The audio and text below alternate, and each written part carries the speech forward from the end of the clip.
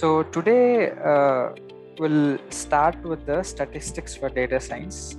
So it will not be a single session topic.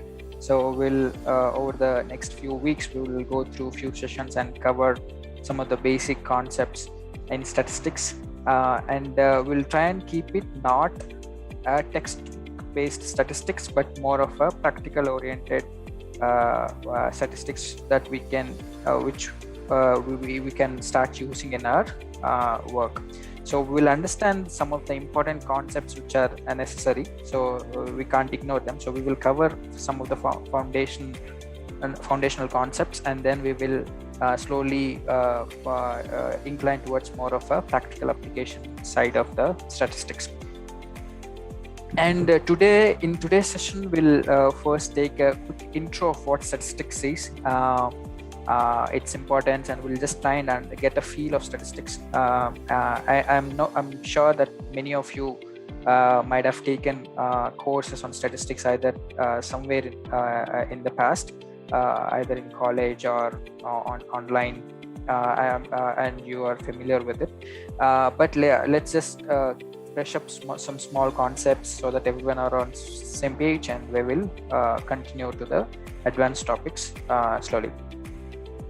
So okay, so first of all, let's just understand like what statistics is. Okay, what do we mean by statistics? Normally, so the different notations and definitions of statistics, but this definition that I found is one of the best definitions of a statistics, though it might sound like a slightly textbook oriented definition, but it encapsulates what statistics mean in a single sentence. Statistics is a methodology for collecting, analyzing, interpreting, and drawing conclusions from the data.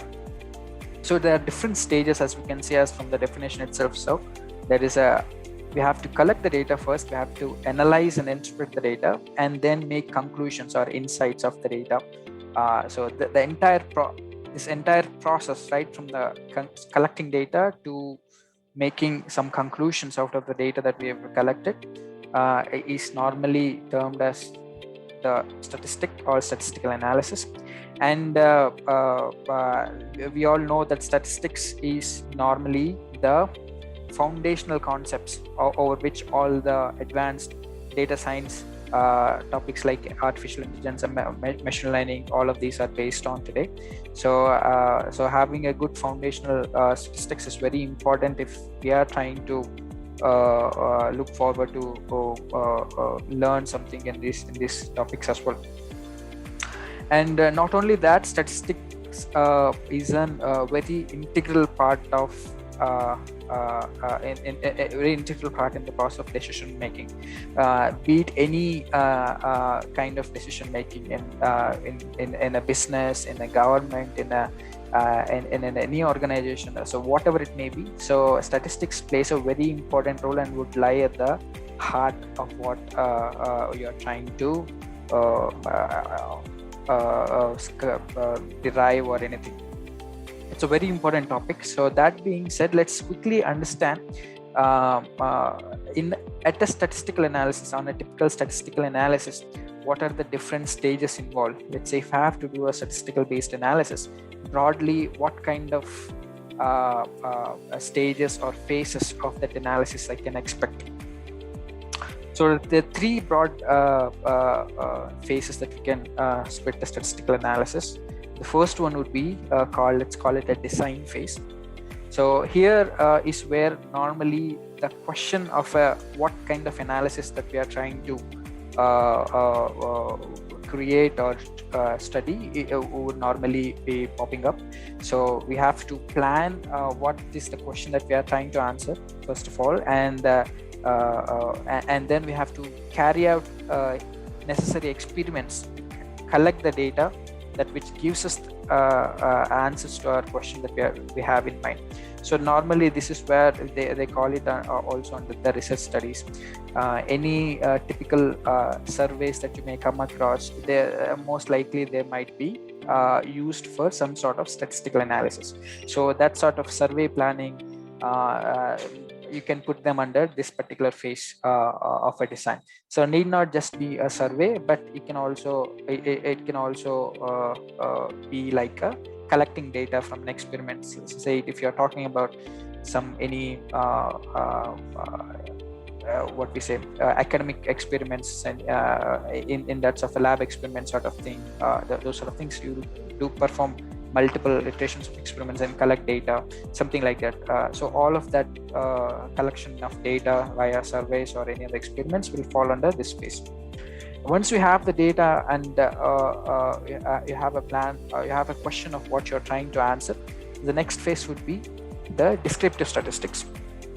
So it will be more on the front, but you have the data, we will start studying the data, analyzing the data, exploring the data in order to answer your questions, or in order to extract any relevant meaning out of the data that makes sense to answer, that is important to answer your question. So this is called a descriptive statistics. We will go detailed into each of these segments in our upcoming sessions, but let's just get a sense of what these different phases are. So, and the next phase is the inferential statistics. Once you are collected data and you made some exploratory data analysis on that data, the next part would be making predictions. So whatever the analysis that you have made on the data in the second phase, descriptive statistics, you will start using those analysis and make predictions for future, or generalize certain phenomena. These sort of things will happen, and we normally call this phase where we extend or generalize the analysis or insights that we have gathered from our descriptive statistics. This phase is called inferential statistics. So these are the broad three phases in any statistical analysis that we may take up. And before we delve into statistical, let's just see a couple of examples or applications of statistics where it can be used in our day-to-day life. There are a whole bunch of examples and applications. If we just wanted to cover it all, that we would run out of time, but we won't be able to finish all of those examples or applications. So just go through some of the well-known examples for our case. Okay, so the first one is weather forecasting. So okay, we all know that we all have some sort of weather forecasting tool in our mobile that helps us see what the weather is looking like for the next day or today, or maybe up until like next week or something, right? So this is also very typical example where statistical analysis is being done in the backend. So let's try and recollect all the three phases in this particular scenario. Okay, so what is the question that they are trying to answer? They are trying to first answer what would the weather look like. So that is a statistical question. Would it rain? Would it so they're basically trying to predict how the weather changes in the coming few days. So and so that's a good question. So it's a good starting point. And in the second phase, they obviously in the first phase itself, they collect the data. So how the weather has been for the past few days or for past few months during this time of the year, or etc. They collect the data and they use it with respect to current day's weather and make predictions for the upcoming days. So it's a typical example of statistical analysis. Let's go to the second example. Okay, you might have heard about the site Worldometers, right? So so let me quickly jump there on the same point and show you some important metrics there.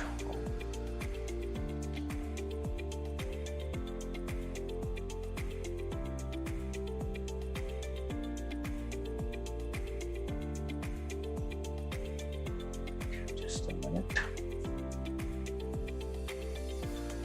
So if I my tab here, you're able to see my browser? Yes, sir. Okay, so if I just type Worldometers, and you can see Worldometers real-time world statistics. Okay, if I come here, I have bunch of numbers. Let's quickly go through few of them and get a sense of what they are representing and etc. So I have statistics or let's call some statistics from various segments, like from the population, government and economics, society and media. We have from environment point of view, we have food and water, energy, health. So these are few things. Let's quickly go through some of those numbers. So for example, if you see, we have current population, births this year, births today, and let's focus on this one, births today. Okay, we can see there are already 153,000 births that happened today, and it's constantly increasing as we speak. So now, how do you think this particular number, on what basis do you think this number is increasing? So let me, whatever the increment that we see here, right? So from 74 to 75, though we see it as a number of births increased by one count at the particular moment, but it actually doesn't represent to an actual birth that happened in the world. So what I mean by that is it's just a simulation. Hey, this is typically an estimate of births today.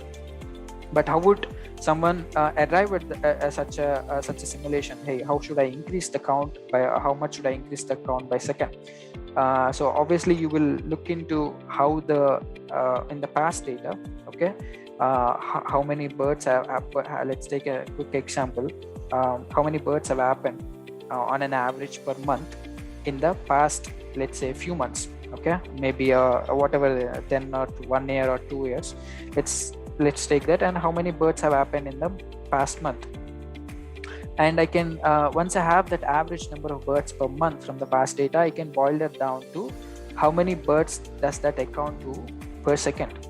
So I can just divide by 30 and 24, 60, and I can get the number of births per second. And that's how I get by how much I should increase the birth count by per second. I can obviously that's a very basic technique using statistical process, statistical analysis, to how to simulate this. We can make it even more intelligent by taking into account the growth rate or decline rates. Let's say if my birth rate is increasing across the world by so and so amount every month or every year, I can take that into account, and I can consider that as well. So making it a little more accurate to whatever the accurate actual number is. Likewise, so it's just a simulation. So, and this simulation is completely powered by the statistics that happened in the past, and that sort of analysis in each of these segments. We can see that, hey, the births are increasing, but the number of deaths today is not is not at the same rate as number of births, right? So the simulation count, the frequency for this is slightly low. And likewise, we can one funny thing you will notice if you just scroll up, Jagadish, is with all the COVID raging also, right, number of births this year is 52 million and the deaths are only 21 million. Right. Net growth of 30 million this year. Right. Funny. So that's a good point. Actually, I've also thought through, but so since this simulation might be based on past data, and COVID is something that which we are dealing with new, I'm not sure that if this simulation actually takes into account the COVID, but if they have taken into account and made some sort of adjustments to it to make it more accurate to account for COVID, to account for impact of the COVID, I think that would be even more intelligent way to account for the current situations. But you get the idea what's behind what's happening to get these to these numbers. Let's quickly get back to our presentation. Okay, so that's world statistics, worldometers. We have a bunch of statistics that's happening there, and people use all those statistics, the different numbers that we saw there, in various analysis that they derive. So let's say, for example, economic, we are making some predictions on economic growth or something. Obviously, to make sense and how much are we spending on various segments, etc. Those sort of things. So that statistics that we saw is a basic space statistics, which could be used in furthermore a lot of analysis as well. And let's say let's look at something that is more appropriate to our current scenario. So let's say the COVID-19 vaccine. Okay, we have a bunch of vaccines, and we all hear about the term called effectiveness of a certain vaccine, and how this particular effectiveness is measured. So once the whatever the COVID-19 vaccine, whichever it is, it's been approved for human trials, they'll put in the they'll give the vaccines to the sample people who are in need of it or volunteer for it, and they take data from all those. Let's say they've given the vaccine for 100 people, they take the data for all these 100 people and see in how many of these people that this COVID-19 vaccine have improved their health or reduced the risk of being affected by COVID. So that's how from that data, the effectiveness of COVID-19 vaccine is also likewise, not only COVID-19 or any other medical effectiveness of any other medical vaccines is normally treated. It's also based on statistics. Let's take one last example and quickly move to the other one. So let's say if you are trying to launch a new product, for the time being, let's call it, you're trying to sell a milk package, okay, just a new milk package, and you want to know, let's say you're trying to cater for a city like Hyderabad, and you want to know how much should I how much should I produce per day, how many liters of milk should I procure, or how many liters I should target to sell on a daily basis. So obviously it matters a lot from the business point of view. Let's say if there is only demand for 1,000 liters of milk for your product in the entire city, and if you go for 2,000 liters of milk, obviously you're losing a lot there. So you have to get rid of that. At the end of the day, you have to get rid of that additional 1,000 liters at a much cheaper cost, which might create losses for you. Or at the same time, if you go even less, there's a demand for 1,000 liters, but you only go for 100. There's a sales that you're losing out. So this also a important need. There is also important need here for statistics to understand what is the average consumption and typically that average family, a typical family has in a city, and how many of those families are willing to purchase my product. Maybe this are since it's a new product launch, we might not have any past data to conduct our analysis, just like the other examples that we saw above. But here this would be a typical example where you can conduct surveys. Okay, when you don't have the past data, you conduct surveys and maybe get the when you're a rough estimate of what could be the number. Instead of just blindly going with some random number, you can get some rough estimate. So here in the fourth case, let's say if a surveyor pointed out, hey, 1,000 liters, you can 900 liters or 800 liters, you can try and reach to the approximately to the actual number. And as you progress, the data comes in, and you can obviously make it more accurate. So yeah, so the different cases, we have even many more applications of the applications and examples of the same where statistics is being used in the past. Let's move on to our so other important thing. So normally if you see, so each of these examples that we saw just now is a statistical oriented. There's some sort of statistics that is involved in there to make any conclusion out of it. But let's assume that there are even questions that statistics cannot answer. No, actually, let me rephrase it this way. There are even there will be some questions where statistics not required actually. So there are questions where statistics is helpful in order for you to answer or get to a approximate answer, but there are questions where statistics is not at all required. So, and it's important to identify. So in the design phase itself, when you're trying to get the answer to something, you have to identify first the question that you're trying to answer. Is it a statistical question or not? Does it require a statistical analysis for you to be able to answer to that question or not? That's an important identification that we have to make at the very beginning of the process. So just to identify. let's take a quick example. Okay, let's say this is the question which doesn't require a statistical process or statistical approach to answer. Let's say, how much time do you spend watching TV each week? How much time do you spend watching TV each week? So it doesn't. Okay, let's look at a same variant of the question, which is a statistical question, and compare those two. What? It's how much time do residents of a city spend watching TV each week?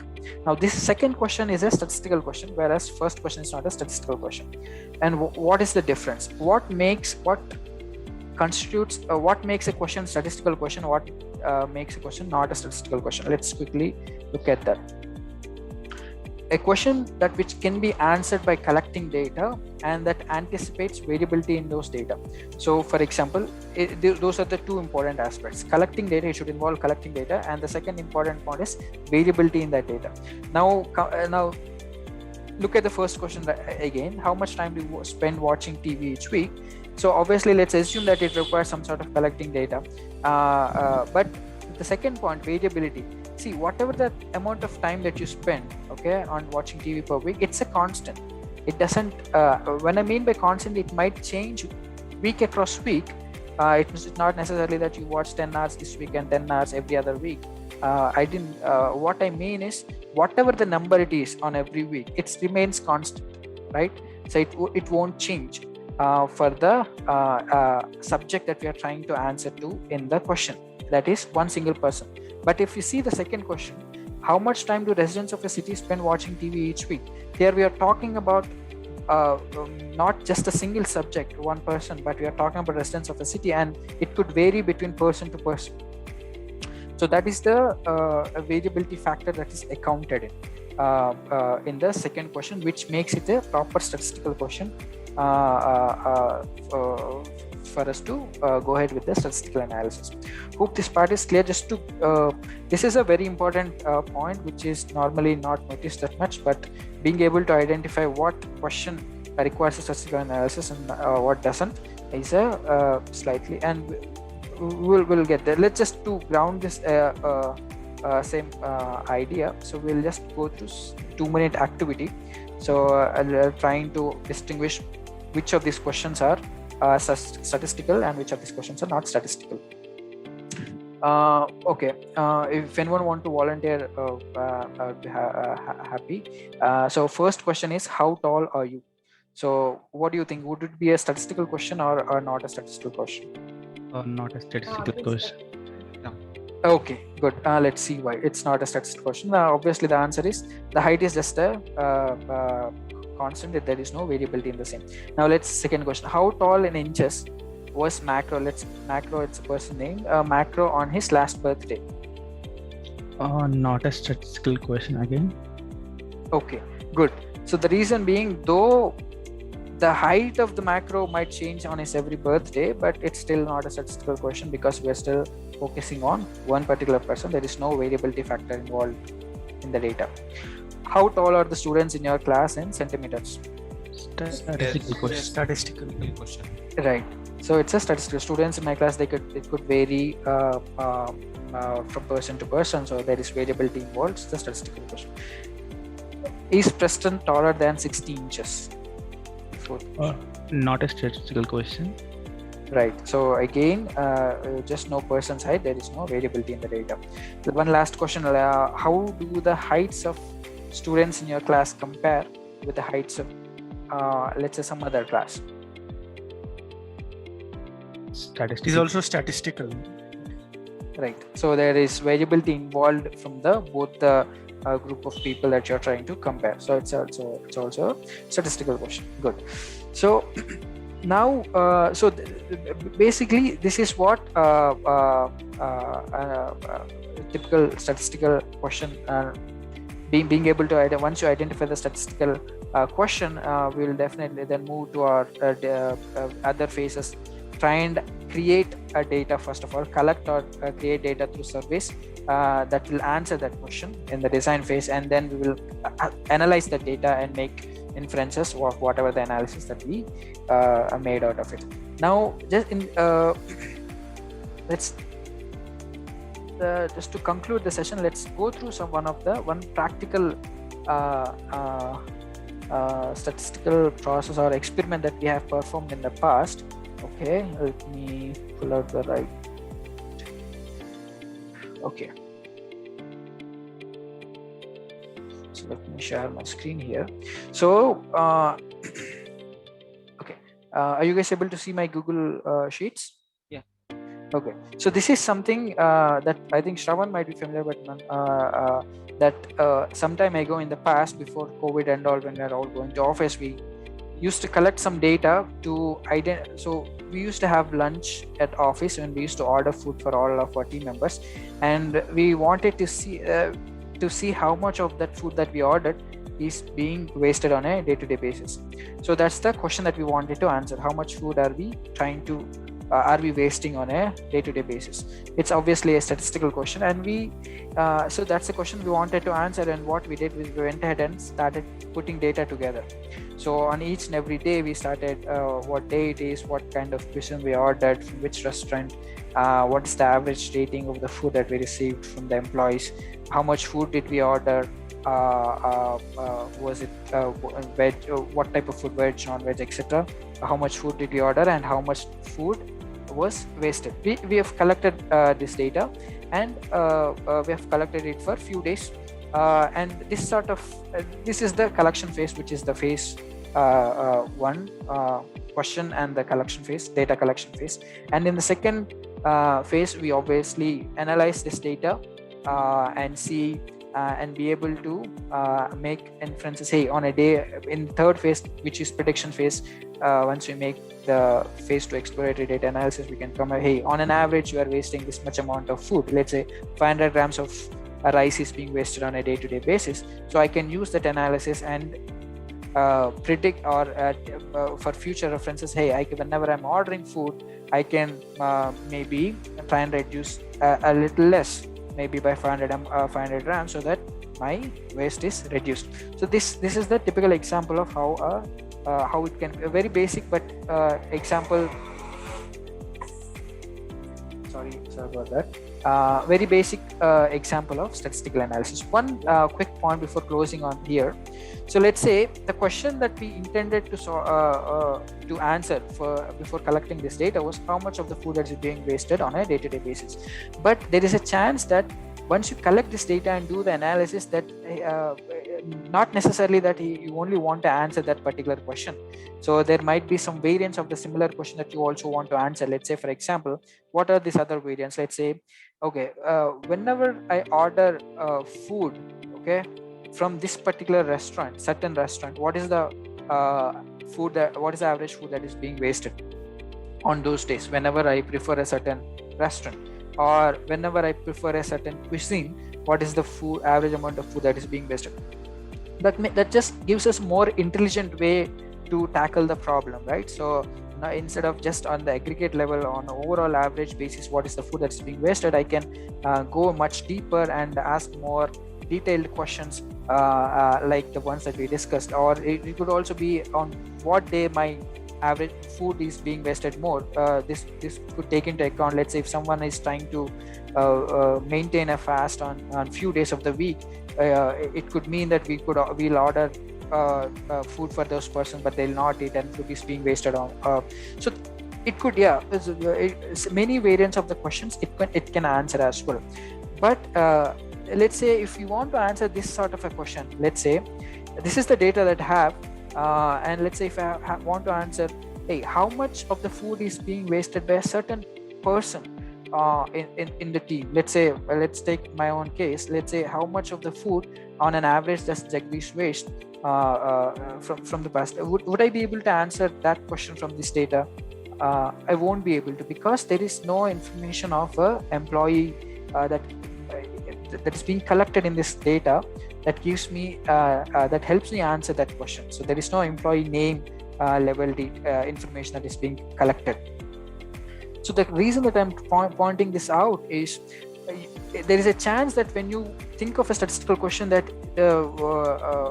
when you start an analysis, you might have 1 or 2 questions that you want to answer, but once you collect the data, there is a chance that you want to explore much more detailed questions from variants of the main questions that you might have. So whenever we are trying to collect data, we have to keep that in mind and make sure we collect the data in such a way that maximum of these variants of the questions can be answered. So that is why the first phase, where designing and planning, the design phase where planning and collection of data, which many people actually ignore. When it comes to statistics, they only say descriptive statistics, inferential statistics, but this phase many people try to ignore, but it's a very crucial and significant role that that can decide what type of analysis that you can make out of the data that you collect. So it's let's say, okay, so I cannot definitely answer the question how much Jagdish has wasted on a set on an average, but let's say there is another data that we have collected. Okay, here if we see, we are collecting the rating of on a similar days, how much did each of the persons rate the food which they had, right? And from this sort of data, I can answer that question: what is the average rating of Jagdish on the food that he consumed, right? So yeah, this is just to convey the point that the collection, the way we plan to collect the data in the first phase determines on what kind of analysis of the questions that you will answer in the later stages. It's also an important stage. So yeah, typically this is how a normal statistical analysis will continue and progress. We'll hold it for the time being, and in the upcoming sessions we'll go into much more detailed into the concepts of statistics that we can use to in each of these phases. Just want to quickly open up for any questions that you might have. You can let me know. This related to data collection, do you recommend to collect most granular level possible, or what do you say? What's your suggestion? It depends actually. See, having most granular data obviously might, in this particular scenario, it kind of look like it will answer all the questions that we have, but not necessarily having the granular data itself is the solution for be able to answer all the possible questions that we might have. So there are different variants to it. We have to think about the question that we have we are trying to answer, and the data which we are trying to collect, and just optimize based on that particular case, and do a proper planning, and then collect the data. In this case, it happens to be, if we collect more granular data, it would solve all the questions that we have, but there might be few other questions. Even the most granular data might not be able to help, just because of the format in which we collected data. That could also affect the let's say, for example, let's say we don't have food rating data here, okay, and we only have aggregate rating. In that case, we won't be able to drill more from the point of view of rating that is being provided, since it's only collected at the aggregate level. So there are a lot of things that matters. We just have to carefully look at it and think before we go for take a step in collection of data.